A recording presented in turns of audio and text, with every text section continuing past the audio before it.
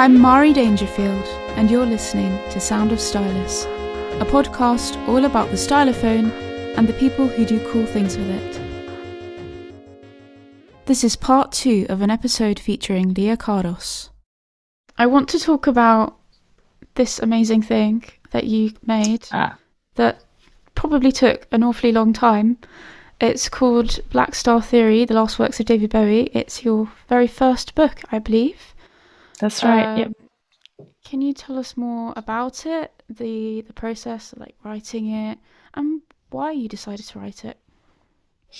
Okay, well, there's a boring answer to this, and there's a good answer to this. The boring answer is that I was expected to propose a book in my role at uni. I had an academic mentor at uni who sort of pushed me towards it. His name was Scott Wilson, who wrote the Scott Walker book in the same series a few years ago.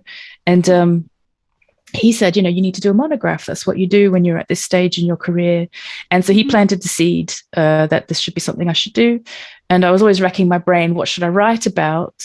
Because up to that point, I had written a little bit about education, because I care a lot about education. And I've written a little bit about recording and production as an art form and to be taken seriously in a musicological sense. So I've done a bit of writing about that. But I also thought, I've got access to Tony. I'm obsessed with this album. When it came out, I went to New York to see Lazarus. I was really present as an observer and as a fan during this period. And I was very affected by the music and I loved it a lot. And I just thought, I've got all this access. I got all these people I know. I can probably get in and talk to people if I asked. And so I thought, well, I should write about this period. And also, I didn't like any of the discourse that was being pandied around. I not that I was annoyed by it, but I just thought it missed the point in many ways. People were projecting their fear of death and their upset about Bowie dying onto the music, and also looking for things that weren't there, or talking about clues or pulling things apart. And I just thought, what needs to be done is for someone to look at the music first, and then from there pull everything else, because it is a lot of things going on, but if you look at the music, you can maybe cut out a lot of the bull crap and just get to the heart of it. And it was also about cutting through my own projections and my own thoughts about death as well, because I was a fan and I'd lost my artist, and so I think for a lot of people, there's a lot of emotion wrapped up in that whole part of Bowie's career, but definitely, what an amazing bit of artistry. So I really wanted to produce a bit of writing that teased out some of these issues and separated them out a little bit, and looked at what he did and his artistry and how he dealt with these ideas, look at the music and what it's actually doing, not just what we think it's doing, but then also look at what happened and how what happened changed everything. And then also try and stay true to Bowie's artistry in the sense that he folded everything into it to try and unfold everything out of it. And so to connect it to his entire sphere of activities, his whole 50-year career and everything he'd been trying to say from the start, which is a really big thing to do. And so I felt like a book is a good place to do that. So rather than just writing a lot of think pieces or blogging or talking about it as an academic at conferences, I thought with a book you can really stage it and you can place ideas in a sequence and you can come back to them, and you can really kind of take the reader on a journey, and hopefully they come with you and talk about a lot of things. So that's sort of where it came from. And once I sort of clocked on to the idea of it, I thought, I have to write this. This has to be it. My first book has to be this. Perfect. Yeah, that's such an amazing kind of concept to go for. It's of now, it's still really fresh. I mean, he did pass away a few years ago now, but it still feels super fresh, I think, to everybody. I think you're kind of the person who's got this perfect kind of perspective on things, going through the music first and telling the story in that direction. It's kind of quite a unique slant on things and does a lot of justice, I think, to the topic. Oh, thank you. Yeah, I was very mindful. I mean, I came to the book wanting to call it death art, Bowie's Death Art, which is a terrible name. It was like Blackstar Theory, Bowie's Death Art, which is shocking. But that's the title that I pitched to Bloomsbury, which they signed a contract on. And then I had to like write to them halfway through and say, look, I've changed my mind. It's not actually, I can't say it's Death Art at all. It's just what I thought it was. Mm-hmm. And that opened up this quite soul searching aspect in terms of, you know, I'm a music fan and a fan of Bowie's, who was in a way searching for closure, and really didn't owe it to me at all. And so what I ended up sort of having to do is let go of all these ideas that I thought it was, and actually just look at what it was doing. And I think that's a really big lesson that I took away from this. And in music commentary in general, you know, you can't really say something means anything because it means things differently to everybody. Exactly. And it's not fixed. But like you can certainly say what it does. You know, you could definitely say, well, this motif that he's doing here that's in some polymetric constructions doing something, definitely. Let's talk about what it's doing. Or when he pulls in a reference from Berlin, you say, well, that's doing something here. What could it be doing? Or for me, it's doing this. And I think if you sort of ground it in reality and then tease out what that might bring to the table, the book kind of changed, and it wrote itself in different directions that even surprised me, and it led me to things that I didn't even notice before I started. And I thought that I was going to be writing about one thing, and then found out I was writing about something entirely differently. Which was really nice, and I felt very engaged with the research, and I tried my best to do to sort of not tell the reader what to think necessarily, but just to lead them through the constellations, and hopefully they can connect it all in a meaningful way at the end. That's so cool. I think that it is so easy, isn't it, as a fan? And then you've got kind of the fan side, you've got the academic side, and trying to sort of keep those two apart as much as possible. It's such a big challenge, isn't it? Because you do want to assume that things are a certain way for a certain reason. Yes. And I did really consciously, like, I don't talk actually as myself, like, you know, Leah as a fan. I don't really use that voice except for in the preface and the prologue. So at the beginning, I kind of say, look, I'm a fan. I was on this journey. I'm a Blackstar hunter. This is what I've done. But then when I'm in the book, I just really am just kind of wading through the stuff and just kind of taking note of stuff when it comes up. He mentions all these things all the time, and it's like, okay, there's that thing again, and there's this thing, and then Tony said this, and Jonathan Barnbrook said that, and this ties in with this, and this is interesting, and that's lined up next to that. But then I get to the end, and I can say, you know, now I'm a fan, you know, this is how I feel. So that's another thing. I just wanted to erase my context out of the bulk of the book as well, because it doesn't matter, you know. That's really noble of you to be able to do that. And it's amazing as well that you had all these different perspectives, all the access to Jonathan Barnbrook, the cover art and other arts creator. You were speaking to the saxophonist or the flautist and the other musicians in the group, and Tony as well, who you, of course, have many connections with, in such a sort of under the microscope manner almost. You got this close to the guy himself, I guess. Yeah, I mean, and all of that's really interesting. You sort of, so there's this real sort of workaday kind of reality to all that, and we assume there's some kind of magic or myth around the studio process. And I've been around studios enough, and I've seen Tony work enough to know that a lot of that stuff that we presume is like the magic ingredient, the magic chemistry of the room, isn't that necessarily at all. It's just professionals showing up to work. And actually the real artistry is in the conception and the arrangement and the co-production that Bowie brought to the table. That he had all these ideas, and they helped him realize his ideas.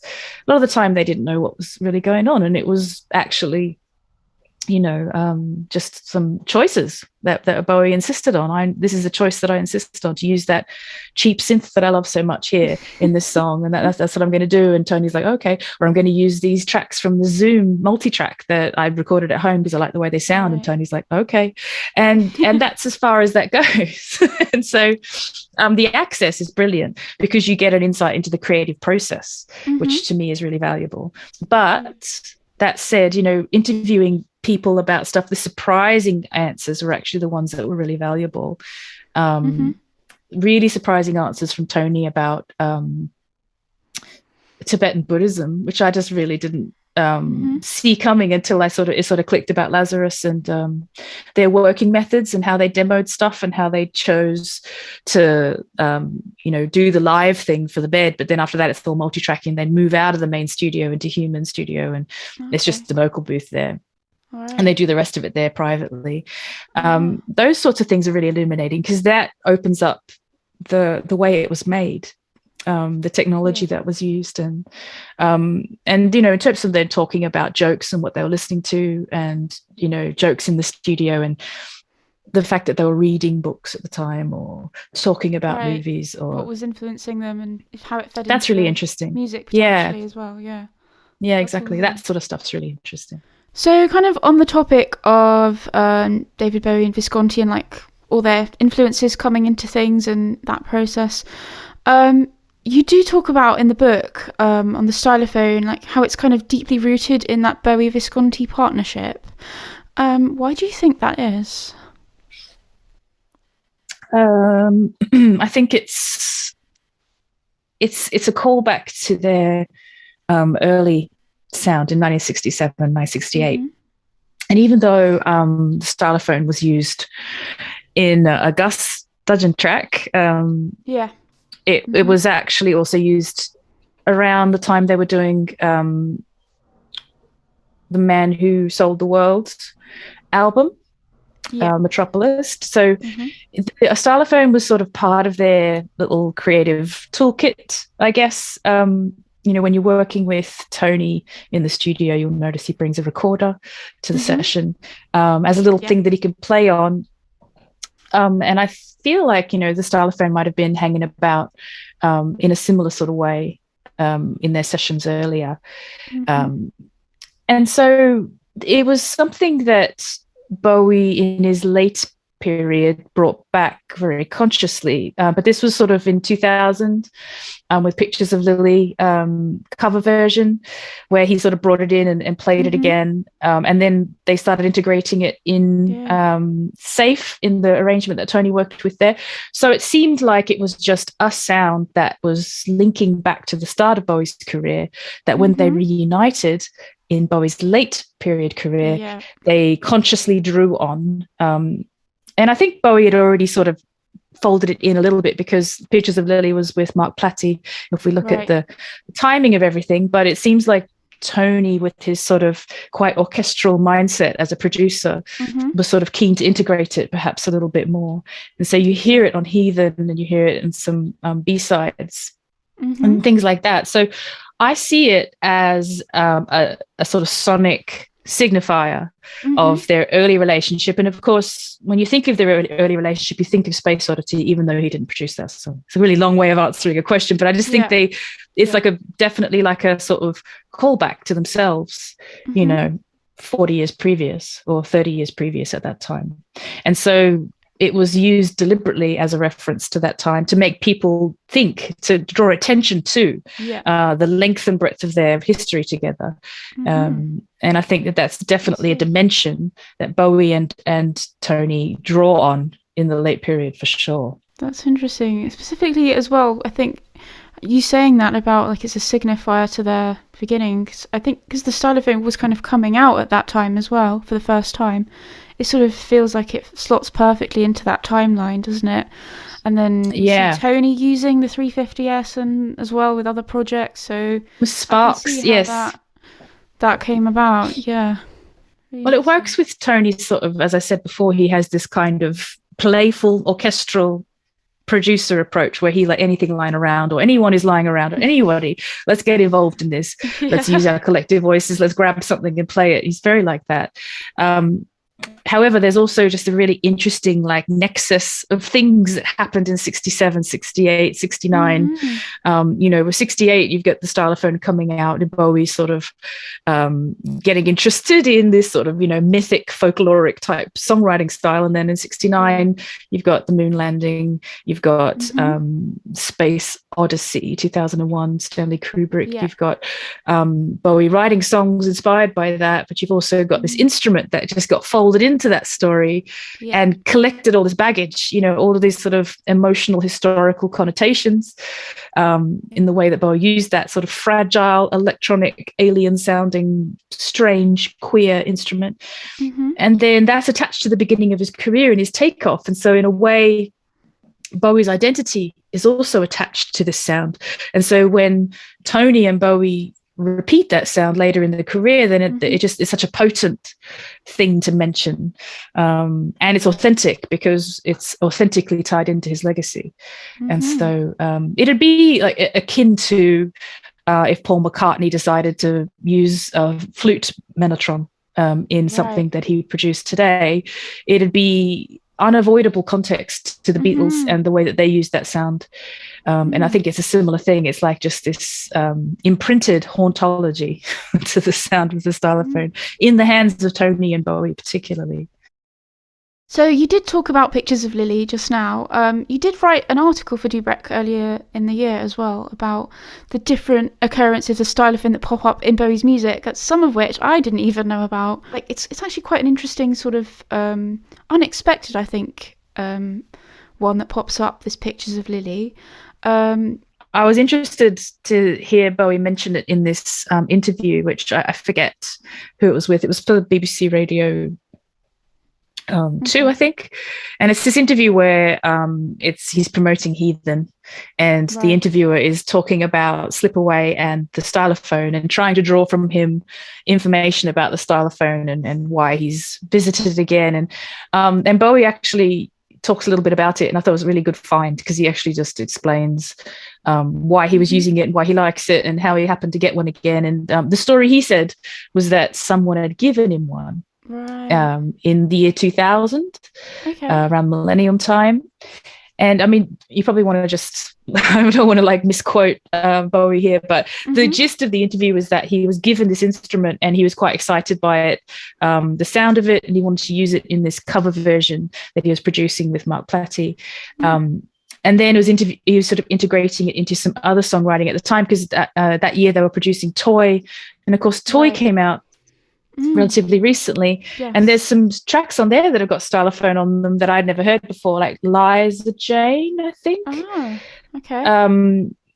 So that was a surprise. And so clearly he had the thing in the studio and was reaching for it. And then of course there's Your Turn to Drive, which is the Toy song, which has lovely stylophone parts in it, as well as a trumpet and violin, and it feels like that he's positioning the instrument against those two as a kind of ensemble, which I think is really lovely. And then it's not just Slip Away, it's these other tracks, these ones that sort of didn't come out on any album at the time, that show that he sort of had it with him all the time around that period, and also the stylophone, it does show up on Reality, which I didn't realize until I sort of listened really carefully to the bridge of Never Get Old. You can hear it there. And again, when you hear it as a specific reference, in the context of Never Get Old, in this kind of reverie where he's kind of angrily talking about how he refuses to get old, but he wants to be looked after by these people. But then there's this like kind of serene bridge, and you hear this stylophone in it, and it's like this callback to being a young person. Similarly, in Slip Away, when he uses it at the end, this very melancholic melody, which Tony Visconti wrote at the end, it absolutely calls back to the beginning of his career and brings a wistfulness of time past and lost youth and all of this to the picture. And obviously Heathen's such so caught up in mortality and sort of your life being half over and all that, so all of that is used in a really painterly way. He's got to using the sound not just because it sounds cool, although he is in some cases, but in other cases he's pulling it out of the box because it brings so much to the table, which I find really lovely. That's amazing. Now that you've given even more examples of that referencing his past with the stylophone. It's really building a picture for me that's I'd never sort of thought of. I'm going to be, I think, listening to those songs with a fresh perspective now, definitely. Yeah. I'm not sure when Bowie picked up the stylophone first. Do you know? Was it? No, I've tried to find the definitive story, but there's so much myth around it. Right. Yeah. I know there was a story that like Mark Bolan apparently gave him a stylophone, but then Visconti has gone on the record as saying that was a lie. I think he might have suggested it in the first place. I think the story is that he was sent one, or his manager, Ken Pitt, was sent one because Dubrek or Brian, whoever at the time, was just trying to get it in the hands of everybody to play it. And so anybody who was... so anyone who was signed to any kind of publishing deal or record label who was up and coming in London would have received one as a gift. And you can see evidence of this now when you have like Small Faces have it in 68, and Mark Bolan had one, and the Beatles have one, and Get Back. Obviously, these people have been sent one, and they pull it out and play with it. So I think that's probably more likely the truth. That's the origin story, is that he was sent one and given to courtesy Ken Pitt. But that makes sense. Cool. So obviously all these artists got one, probably more. Some of them used it, some of them didn't.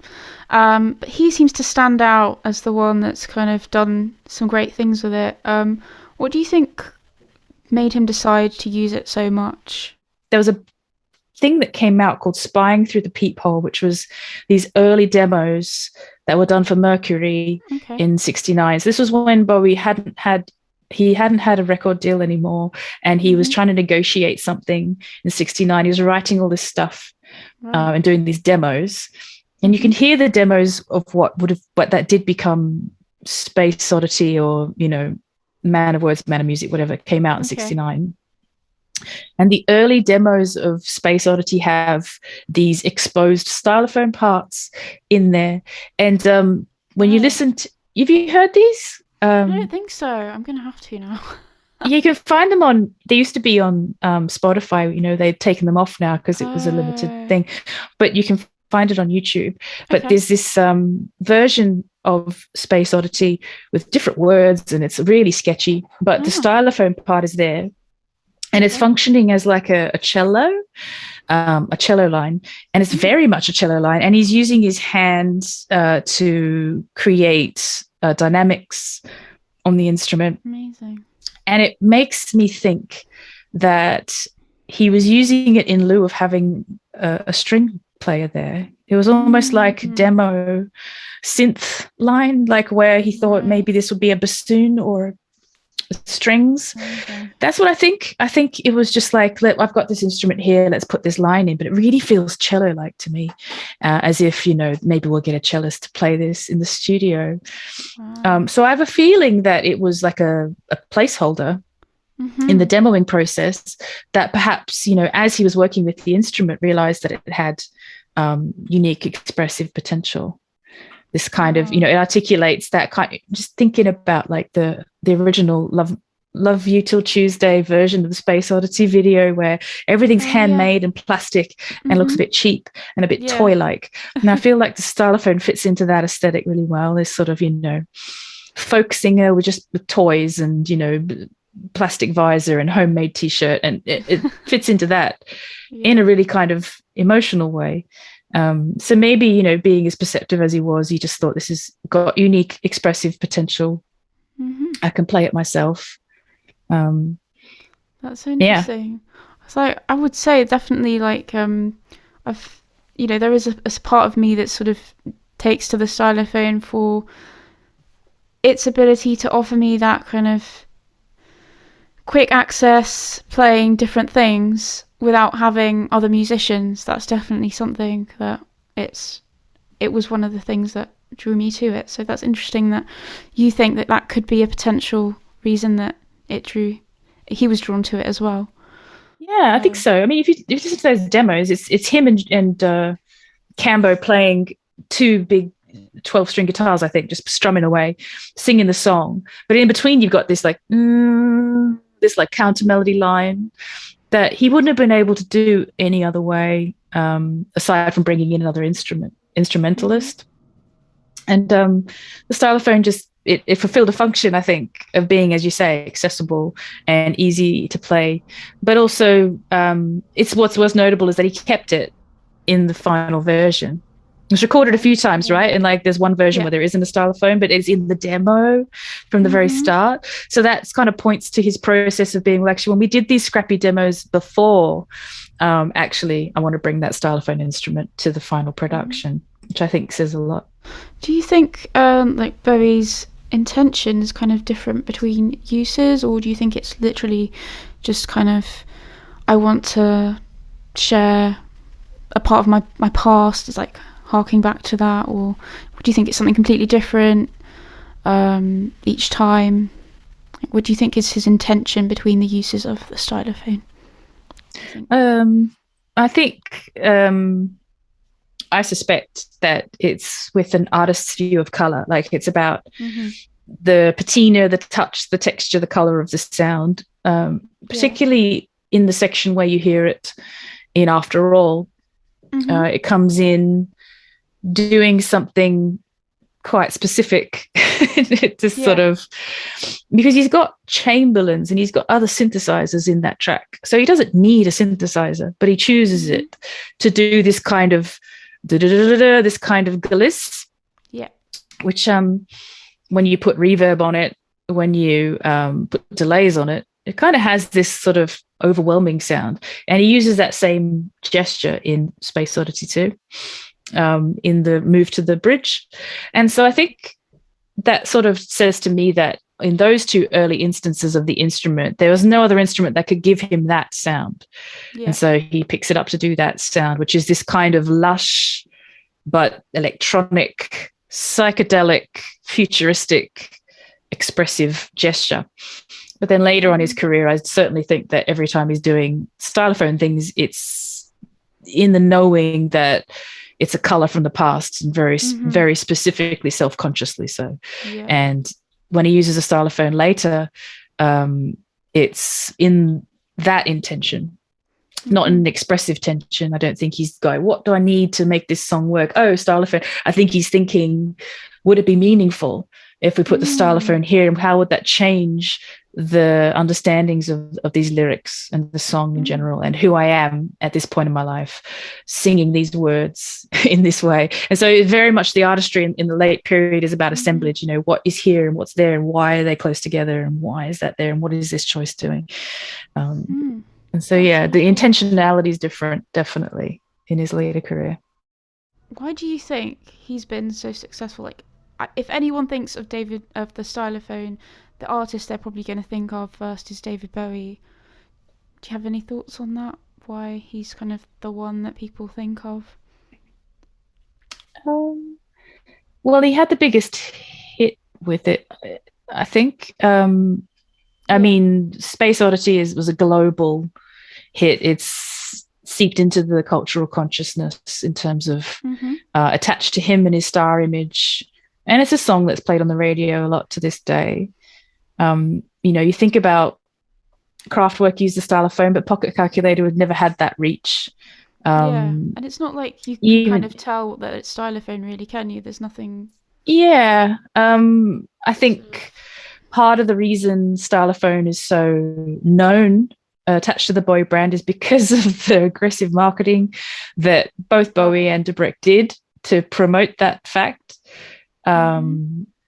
In the sense that, you know, if anyone even knows what a stylophone is probably because they've heard of it from the Bowie song, the famous Bowie song, if they hadn't come across it any other way, right? It's that weird instrument that's famous from that song, because the song is more famous than the instrument itself.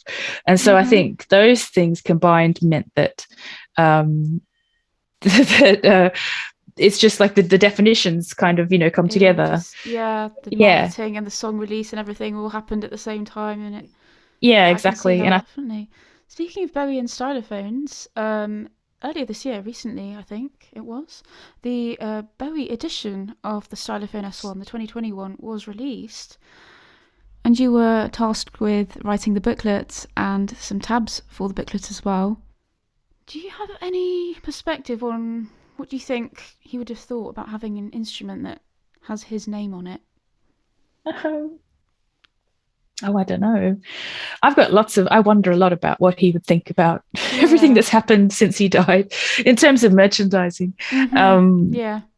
I'm sure he wouldn't have minded having an instrument like a style. I mean, you're putting up next to big branding things like not just the Bowie stylophone, but like there was a Barbie doll, there were Happy Socks, there's been, so I don't want to speculate on, whether he would have enjoyed seeing his legacy used to sell mass-produced products.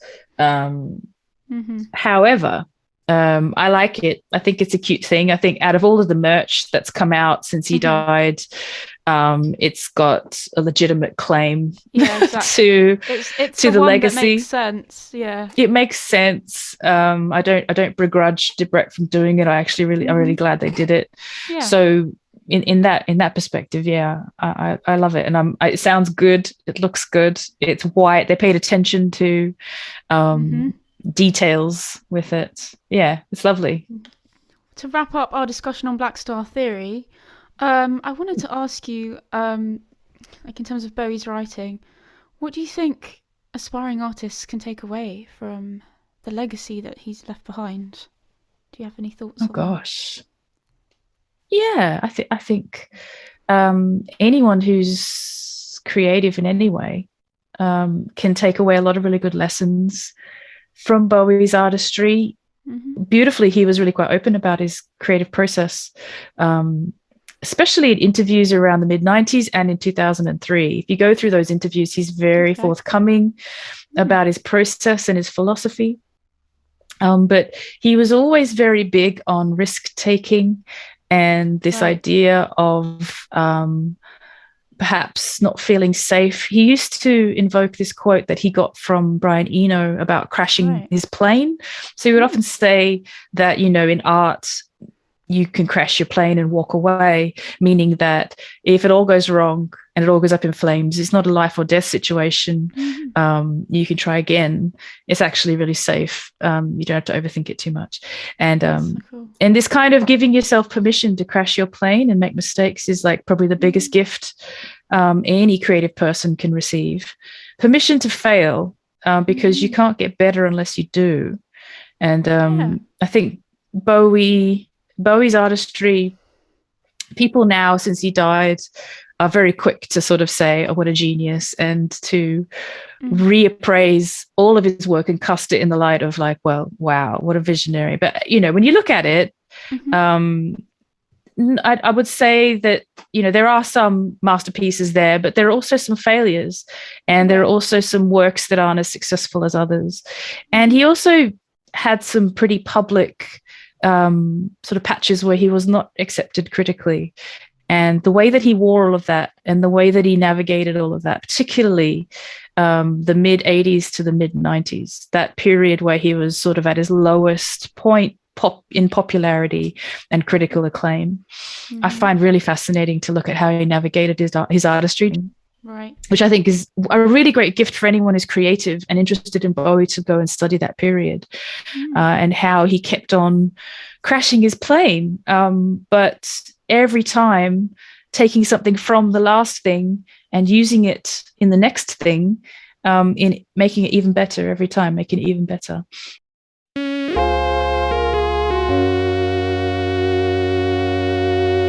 So we've reached a very exciting portion of the episode, which I've literally just called Guess the Tab Game because I could not think of a better name.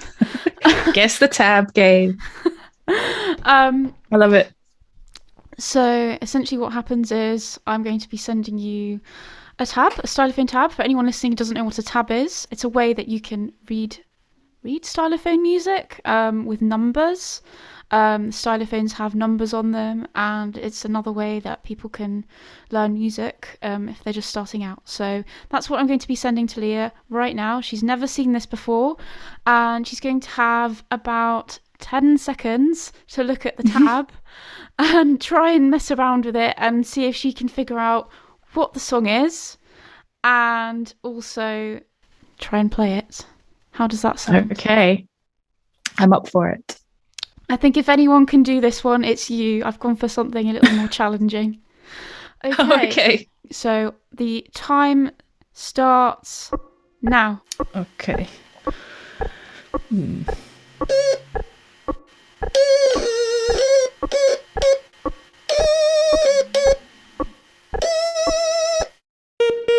Time's up. So that was obviously a very short amount of time, which adds to the fun of this challenge. Do you have any thoughts at all as to what this might be? No, I don't know the song. Okay. Sorry. I'm going to give you a big clue. I'm just holding up Leah's book for context. Oh, okay. Yes. Okay, now I understand it. Yes. Okay. Right. Yes. Fantastic. I didn't win. I didn't win the prize. Sorry. Oh, we all win on Sound of Stylus. We all get inducted into the Hall of Fame for taking part. That's what matters. So thank you very much for taking part in that fun round. No worries. Thank you.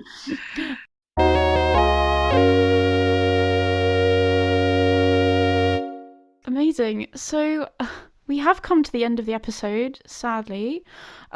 Just before we leave you, I wanted to ask you, do you have any upcoming plans or anything that's come out recently that I haven't heard about in terms of any other books, any of your own music, Stylophone Orchestra?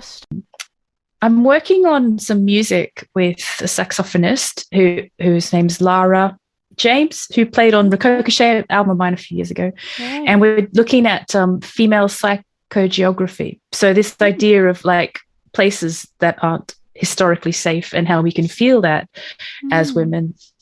Yeah. And so that's a project that I'm working on at the moment. I'm quite excited about, very atmospheric, obviously. And I wrote a chapter for this book, the Oxford Handbook to David Bowie, which is coming out. Whoa! I soon. didn't know that was a book like that. I know, right? It's about time.